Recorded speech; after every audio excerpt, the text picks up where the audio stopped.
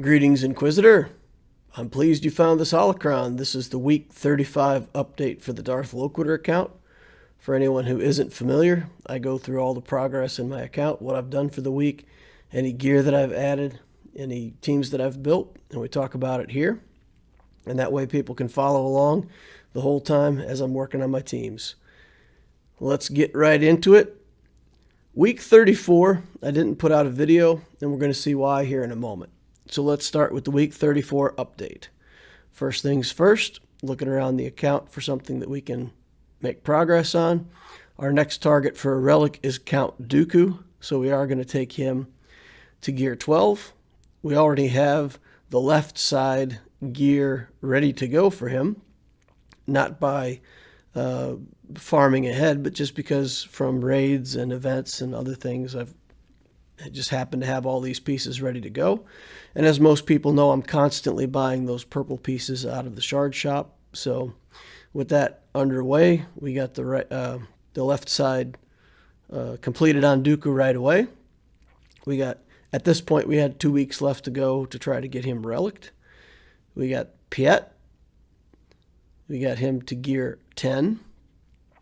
Piet's a very greedy character. He wants a lot of really good gear, so it's pretty hard to find a good thing to commit to him. We got enough materials for 2 Zetas. I was looking to put 1 on before this last Grand Arena lock-in. We were considering Kylo Ren for his pre-taunt. Took a look at Darth Vader's leadership. That would come in handy sometimes. But I do have Palpatine now, so it's not quite as much of a need. So we'll get it someday, but don't really need it right now. In the end, I think it's Grandmaster Yoda. Battle Meditation gives us the most advantage for where we are in the game right now. That does get foresight before he spreads buffs, so that helps him get foresight to the rest of the team. It's definitely a Zeta worth having, and it's about time for me to put it on the account. If I had done a week 34 update, that would have been it. that was everything I did for week 34. We did Dooku, Piet, and put the Zeta on Yoda, and then that was the whole thing. So this is this week, the current week 35. We're not ready to go on Piet again. We are going to get him to 7 stars fairly soon, it looks like, but we're not quite where we need to be. Dooku still needs 1 piece. And now we're going to commit to this team of rebels. We've been talking about the Mon Mothma team for a while. We're about to start 5v5s again, and I do need 4 teams offense, 4 teams defense. And I feel like I've got that, but I do need 1 more team. I think the Phoenix really aren't that good right now, and I'm going to need to pass them up pretty quickly as a defensive team. So here we're working on Jyn Erso, and you'll notice that we're not going to be taking these guys all the way to level 85. And the reason for that, I can see my money up top, and I can tell that if I build 5 characters, or 6 in the case that I'm planning here, I know that I'm not going to have enough to take them all to level 85. So I do want to work on their skills, and I do want to level up some of the gear tiers and things like that. I don't want to run out of money too fast. So we're taking them up to about level 80. And that will allow us, as we get more currency going forward, to finish out the levels on these guys and finish out any last skills that we need to finish. So here comes K2. We are committing to some extra gear tiers on him. He's really the one on the team that has to be the most tanky. Here's Mon Mothma, and we can get her to level 85 right away. And I do want to put the Zeta on her. And the Zeta on her leadership is pretty much what makes the Mon Mothma team into a Mon Mothma team. So if we're going to have it at all, we pretty much have to build her leadership Zeta. So we take her all the way up. This is it. Mon Mothma and Rebel fighters have a 100% chance to assist each other when they use their ability, doing less damage. And then if no damage was dealt by the character, they do 45% less damage. So that mass assist is really what makes the Mon Mothma team go. So we go ahead and put the Zeta on there. We will want the second Zeta on Mon Mothma as well. pretty quickly so that she's untargetable. Right now, she's pretty easily taken out. Then we get Chupio going, and I think we got him, 2 stars. So he's not going to be a very good character at the moment. We're just using him mostly to take the stats on the leader and spread them around to everybody. And then he will probably get killed off pretty quickly against most opponents. We've also got Enfys Nest. We can get her to 6 stars. Now that we can get her to 6 stars, it's really time to start working on her, getting her up to Relic level. So we upgraded her gear as far as we can. We're starting to run out of some of these materials on the gear tiers. So what we're doing, we're getting all these teams put into the queue, and that way over the next week I can continue to farm some of the gear pieces and work on that to make sure that by the time we go into our next Grand Arena round, we'll hopefully have the mods finished out on these characters, and we'll be able to finish off a few more of the easy gear tiers by farming out whatever little stuff that we need. We go ahead and put another gear tier on Wat Tambor as well. And then we're going to make a team out of this Mon Mothma team here. We put the 3 Rogue One characters from Cassian Zooing in there, and we put that Chupio in there as well. Jyn Erso can get a couple more gear tiers, so we're just stretching out everything we can here. Time to mod these characters up, and Mon Mothma she has really bad base speed, but then she gets plus 50 speed from her skills. So we don't necessarily want to put a speed mod set on her because she won't get a very good bonus from that. But we do want to put mods with good speed substats to make her pretty fast so that when she gets her 50 speed bonus from her skills, that she'll be going pretty quickly. So here we get her up to 143 speed. It'll be 193 with her passive, and we'll get her some more speed as time goes on. We'll try to get her at least up to about 240, 250, hopefully in the end. For Hera Syndulla, a couple of these Phoenix characters, we're just looking to see what it is that we would have to do. I tried the Thrawn battle a couple times and didn't succeed, and I feel like I may have to build a little more on those Phoenix, but for now we're just putting a couple gear pieces on them, and then I'll try that event again sometime next week. For the mods that are going to go on Enfys Nest, we're going to go with Tenacity also. You'll notice that I put a Tenacity set on Mon Mothma, and for anybody who follows my main account, there's a reason that I do that, because there's a mechanic where Mon Mothma at the start of the battle shares stats with everybody else, and then Chupio will share those stats again. So putting tenacity on these characters, making them high tenacity, and then they'll get additional tenacity from Mon Mothma's leadership, and they'll get additional tenacity from Chupio, spreading the tenacity around. Early game, when characters don't have a whole lot of potency, it's pretty effective. And anybody who brings in a Vader or something like that to try to clean up this Mon Mothma team is going to be surprised to find that they really won't be able to debuff these characters. So we just kind of ran out of money at that point and really couldn't even continue putting mods on characters. Now we're over in Cassian's U-Wing. Since we got those characters built up, now we can build up the ship a little bit. We really need that third level of the reinforcement, but just don't have the materials for it right now. So we get this going as far as we can. Now it's a 34,000 galactic power ship, so it won't just fly in and get killed like it has been up till now. We can actually use it as an effective reinforcement, potentially even with my negotiator. All right, so the next day we did get some more money back into the account. You can see we got 442,000 credits back in the account now, so we're coming back in to work on the mods for Jyn Erso here. And again, we're going to try to make Jyn quick enough that she can go early. but we're just kind of out of speed mods. We've built enough characters on the account that the good speed set mods that we had around on the account have already been handed out to characters. So we're kind of stuck in this position where I would like to put speed on her, but I'm not going to get the opportunity. So now I'm looking at an offense set. Maybe I could outfit her with an offense set that has decent substats and get some potency on her for the abilities that she has that need potency. We do need a lot of potency on Cassian Andor. He's a very debuff heavy champion.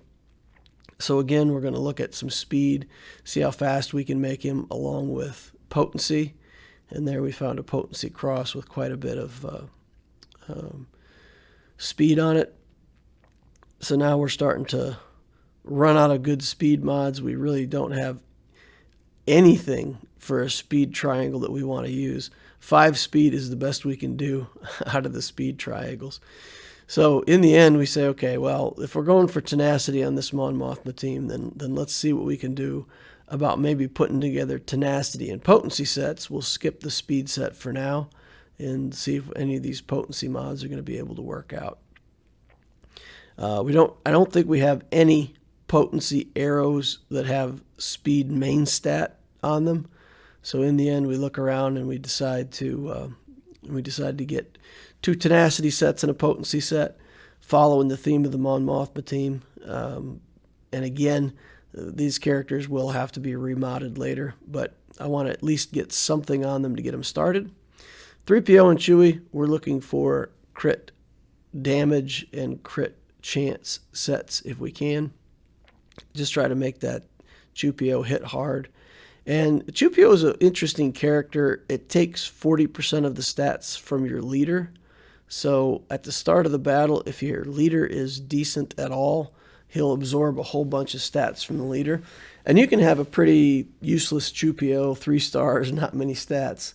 But if they steal 40% from a really good leader, then suddenly it becomes a viable character out of nowhere. So that team's getting up and running a little bit. And we go in here to look and see if we can get one last gear tier. And then what I did is I came into the Galactic Challenge for the week at level 4, just to see how this team's going to play. And we come in here, summon our extra guy. And this is an interesting little mechanic with the Mon Mothma team, because that ability that you use to gain 20% stats is considered the use of an ability. So in Mon Mothma team, the mechanic where everybody assists at 45% less damage is in effect. You didn't do damage with the skill you used, and it still calls everybody to assist. All right, shock grenade going out there. We'll just take away the buffs with Chewie. And it looks like the team is dying because they all used that skill that gave them extra stats. And we're going to continue to do that. We're going to continue to give our guys extra stats. And then Mon Mothma could come in here with her heal and heal all the guys up. And then we'll not only have extra stats, but we'll have the health and protection to go with it. So as you can see, we pretty handily carved through tier 4. And I did, just for the fun of it, tried tier 5 with the Mon Mothma team, but the jump is too big. But yeah, tier 4 we completed with a 51,000 galactic power Mon Mothma team. And then you guys might notice at the bottom, the Loquitur account actually has a maxed reward, has box 10 ready to go in this Galactic Challenge. But that's because this Galactic Challenge was about Imperials and Empire, and the troopers then fit that bill quite nicely. And this is the troopers off the Loquitur account. We get the little extra trooper over there also from the game mode itself. We'll put the Emperor's Trap, or the Imperial Ambition, or whatever it is, on the extra guy. And then you can see we just mowed down Wrecker. That is a level 10. That's a tier 10 Wrecker that we just tore apart. Now we'll do Moff Gideon. We'll get that mass assist again. And we'll take Echo out. And now we're taking out Hunter. We go into stealth. we'll just take a couple of these extra damage buffs to make sure that we get through those guys. And there we go. Victory is ours. Also, in this setup, we have to do turn meter removal and debuffs. So what I did is I just took the Snowtrooper out and I chucked Darth Vader in, and I took Stark out and put in Wat Tambor. And then we went in and did it. And I hadn't gotten both of those on the prior run, but then on this run, we can see if we can get both the turn meter removal as well as the damage over time debuffs. So there we did the Merciless Massacre, and Wat is assisting, and he's also putting debuffs. And then Vader's going to keep using that skill to increase his damage so that he can Culling Blade one of these guys out. And again, this is tier 10, so this is no laughing matter here. We just put a bunch of damage down on Wrecker. Now we're going to do the mass assist with Veers, and that finishes Wrecker off. We'll take Vader and we'll give him the Imperial Ambition. We'll carve the armor on Hunter here. We'll take some of these potentially... he just goes into stealth, I guess. And then we'll again work our way up on damage for these guys. And then we got Moff Gideon. And then time to kill the rest of these guys. Now remember, we're stalling a little bit because we want to get enough debuffs on. So yes, I could kill these guys faster, but remember, we got to place all of these damage over times in order to get our quest. So we're trying to keep everything under control, but also in a way that allows us to complete our quest for damage over times. And now we call that out. Now I already had that quest completed, so you won't see it show up, but we did get the 400 turn meter removed as well, and that gives me a perfect score all the way up to 10 on the Loquitur account. So that's pretty cool. That's the first Gearbox 10 that I've gotten for sure on Loquitur, so that's fun. All right, looking at the account stats, week 35. Over the last 2 weeks, we've gone up to 1.473. We've added 118,000 for 2 weeks. And again, that's mostly because I started 6 new characters with the Mon Mothma team and also Enfys Nest. We've still got 7 Relic characters. Next week, we'll go to 8 with that Count Dooku. We've got 16 Zetas in the account now. For the squad arenas, I've actually switched over now to the Troopers. And we're using the Troopers instead of Padme. And I'm back into the top 100 with the Troopers. So that's been pretty impressive to me that the Troopers are actually doing better now than my Padme team. But we're utilizing them. Fleet Arena, Tarkin and the Geos are still getting top 5. I am using the Negotiator more now in that fleet just to try to practice with the Negotiator matchups at 5 stars. But mostly, if I really need to win at the top, I'm still using Tarkin and the Geos. That's still a slightly stronger fleet for me on offense. Project is still to Relic Dooku for next week. For the plan for next week, we're still doing hard farms on Quill, Piet, Krennic, and Django for the Houndstooth node. And you need a lot of stun guns, so we're farming a lot of stun guns. For the fleet, we're going to be doing Enfys Nest, Still, Grief, and Scion. And then we are going to need a bunch of Mark III hollow projector materials. Once we get Dooku to Relic, we're going to need those to help move up his gear, his Relic levels. In the Cantina, we're just farming signal data still. We haven't picked a new project with a Cantina character, so we're just banking as much signal data as we can. Mod energy, we're getting speed. I probably put a little more potency mods in there, here and there. Again, the Mon Mothma team, there's a few characters now that I'm getting that would like some potency offset mods, so putting a few of those into the account now. For refreshes, we're still getting at least 2 mod energy refreshes, 3 regular energy, 2 fleet. And sometimes I'm doing the Cantina refreshes right now. I'm doing the Cantina refreshes, of course, when it's the Cantina objective for guild and when it's spend any energy. And then because I'm just farming signal data, I can relax a little bit on those Cantina refreshes, so that's good. Squad Arena store, we're still buying Prestige once a day and then using the rest on Sidious because we will eventually need to get him going for the C requirements. In the Fleet store, we're working on Grievous, Rex, and his Arc 170. And if there's any left over, then I buy Zeta materials out of there. And everything else is going into the Shard Shop to get that currency to continue to build gear out of the Shard Shop. In terms of teams, why did I build this Mon Mothma team? In Division 10, we're going to need to place 4 defenses and have 4 offensive teams. And I'm kind of short a team or two. With Enfys Nest and the Mon Mothma team, technically, once we get Nest going, we'll have 5 teams or tools at our disposal, so to speak. So on defense, we've got Geos, Mon Mothma, Phoenix. On offense, we've got for sure Vader and the Troopers.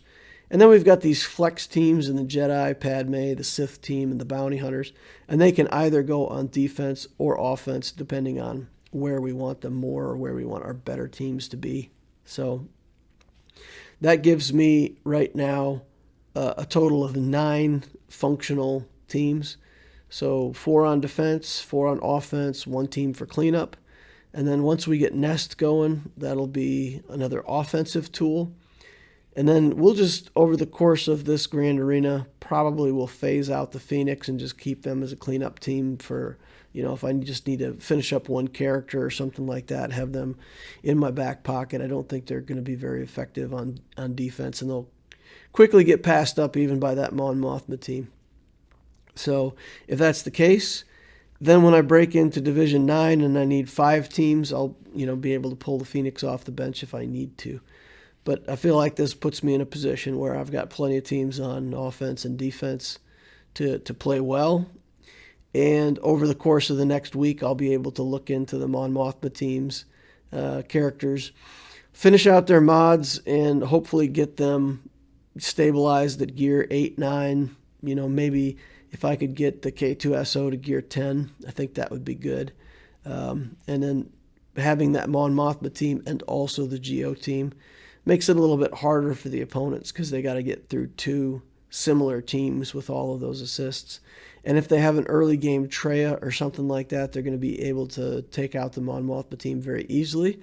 But then at least I can put them on defense and say with confidence that's where Traya is going to be used. So that's good. And as the season goes on, we'll continue to work on just these teams. I don't think I'll be building any more characters or teams for the next probably 6 or 7 weeks, I'm guessing. And then beyond that, we're just going to be working on the C requirements. And we probably will start working on the armorer whenever we finish up either Queel or Piet farms, because we'll need that character to go along with the Sith Eternal Emperor. And then we'll probably work on the Triumvirate. I'll have to start picking up Nihilus. I'm picking up Scion already out of Fleet. And then, one of our next teams can be that Triumvirate team because we're already getting Traya shards as we go along from the Sith raids. So that sums it up. That's where the account's at right now and what we're looking for in the future. We're in good shape to hit that Relic next week on Dooku and finish up our preparation for the next round of Grand Arena. Thank you all for watching. Hit the like button if you haven't already. Subscribe to the channel so you can watch more videos like this as they come out in the future. Thank you very much for your time, and I will see you in the next Holocron.